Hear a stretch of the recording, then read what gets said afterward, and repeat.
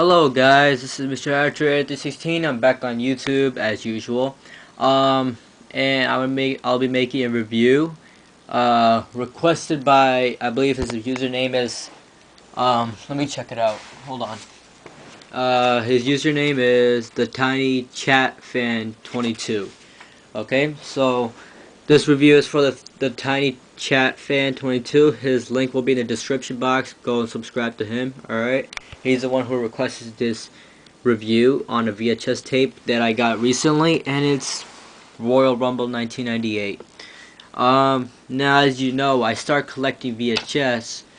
I actually resumed collecting VHS because, I don't know, like, obviously back in 2001, they didn't have that much DVD. It was always about VHS. So I used to collect VHS tapes. And ever since the DVDs came out, I started getting DVDs and I got rid of most of my VHS. I would give them to my uncle because he was also a wrestling fan. And, for some reason I just decided, why not just go back to VHS and everything on that. So, now, this is the first VHS I got. I still have other VHS, by the way, so yeah. Anyway, so this pay-per-view was pretty decent, really good pay-per-view. Way better than all the pay-per-views that we see today. I mean, all the Attitude Era pay-per-views were like legit.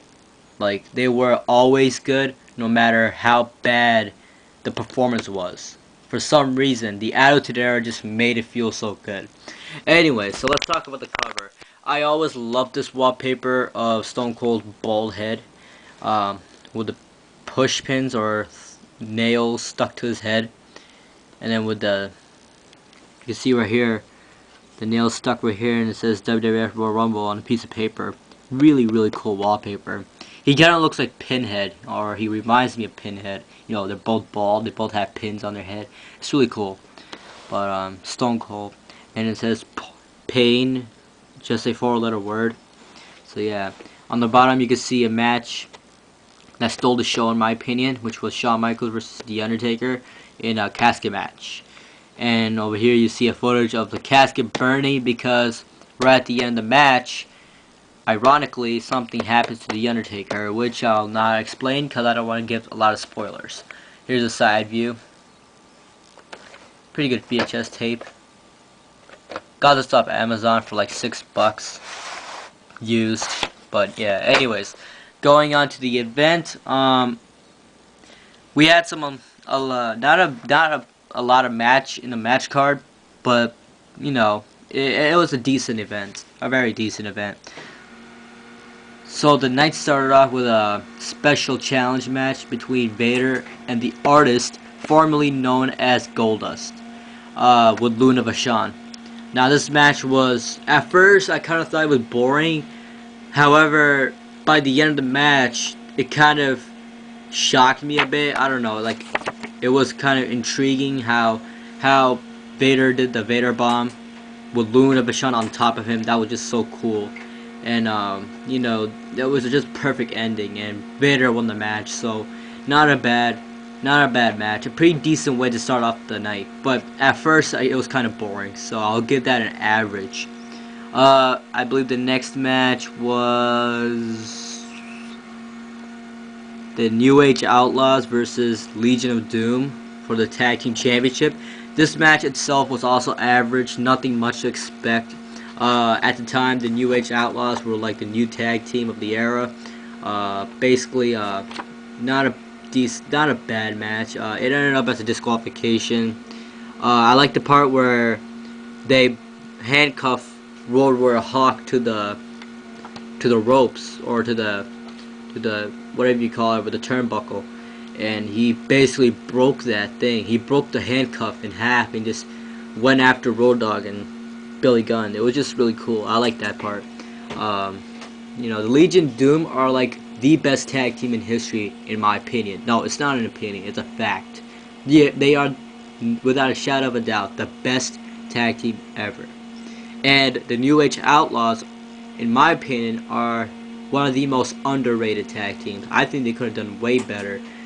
They did good during their run, but I think you know, their mix with DX and their separation later on just kind of blew it. I don't know. They could have stayed for a longer time. They could have been like Edge and Christian or the Hardy Boys. I don't know. But I'm a huge fan of Road Dogg and Billy Gunn, kind of. So yeah. Anyways, that match was pretty decent. The Road Warriors or LOD wins by DQ. Next match is actually this was one of my favorite matches of the night, and it was a fast-paced match between 6-man minis tag team match between Max Mini, Nova, and Mosaic against Battalion, El Torito, and Tarantula. I love this match. It was such a fast-paced match. It was so good. I enjoyed the action. I mean, midget wrestling is what I call true wrestling. These guys go non-stop. It was like seeing Mini Rey Mysterio and Mini Sin Cara inside the ring. It was hilarious because during the matches, Jerry the King Lawler would like make fun of them. It's hilarious. I love this match. It's really funny. It's really cool to see how all these guys, they can kick ass. I mean, they were pretty good. I enjoyed this match. And I mean, it's not like the best match ever, but it was a fast-paced match and it was a pretty decent match. So it ended up with Max Mini taking the win. I believe he pinned Tarantula. So yeah, that was a pretty good match, pretty decent. Anyways, next is the IC Championship match between The Rock and Ken Shamrock. This match itself was pretty good. I like this match. It was a okay match, like not the best match I've ever seen. I thought the King of the Ring match between them was better when Ken Shamrock made The Rock tap out. I like that scene. I like that match. Ken Shamrock, in my opinion, was one of the most underrated stars. So yeah, in this match, it kind of involved with controversy, which I like. Controversy creates cash. You know that from Eric Bischoff. So yeah, this match itself was pretty good. I liked it. I liked the ending, how Ken Shamrock officially won the match, but because of controversy, The Rock won the match by DQ. So I love that. It was a nice match. Next is the Royal Rumble match. Winner will face the champ at WrestleMania 15. The match itself was pretty... To be quite honest, I didn't enjoy it that much. The only thing I liked about it was the fact that Mick Foley used all 3 of his characters or gimmicks in the match. At first he was I think he was Cactus Jack. He was number 1. Then he got eliminated by Terry Funk. Then later on in the middle of the match, you see Mankind come in the ring, and you go like, "Oh crap, he's gonna win." Mankind gets eliminated. Then Dude Love comes in the ring, and you go like, "What the hell?" Like, and with all 3 of those gimmicks, he still loses. That's so sad. That's terrible. But it was kind of entertaining seeing all those guys. And the winner of the match was obviously one of the best wrestlers of all time, right there, Stone Cold Steve Austin. He won the Royal Rumble match, so I like that match. Really good match. Not the best though. All right. Last but not least, the casket match for the World Wrestling Federation Championship between Shawn Michaels and The Undertaker. Now, if you ask me, Shawn Michaels and The Undertaker had some of the most memorable matches in history. I mean, who could forget their match at Bad Blood 97? I mean, that was the first ever Hell in a Cell match. That was a debut match between... That was the debut of Kane. That night was the debut of Kane. Shawn Michaels won the first ever Hell in a Cell match. A lot of moments from that match. And then you got the casket match. Another great match between these 2 guys. Shawn Michaels hurt his back in this match. And then Kane comes out and locks Undertaker in the casket and puts it on fire. So, Shawn Michaels and The Undertaker can have some of the most ironic and some of the most memorable matches ever. I mean, this match and the Hell in a Cell match between these 2 guys will always be stuck in my mind. I still remember it step by step, footage by footage. It's just an amazing, amazing match. Especially the Hell in a Cell match. And then their past 2 WrestleMania matches, WrestleMania 25 and 26, another 2 good, decent matches. See, that's what I like about both Shawn Michaels and The Undertaker, is that they both strive to be the better man, and I like that.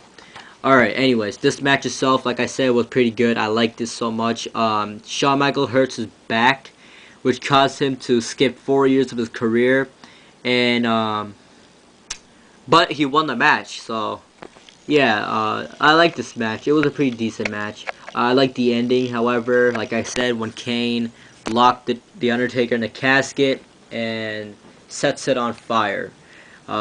Very, very gruesome ending, or a very, very violent ending, whatever you want to say. So yeah, that's basically the event. That's Royal Rumble 1998. You can get this off Amazon for minimum of $5 to $8 or $10. Um, I got this for $6, so I don't know how much it is right now. It's a really good tape. I highly recommend you guys to get it if you're a collector like me.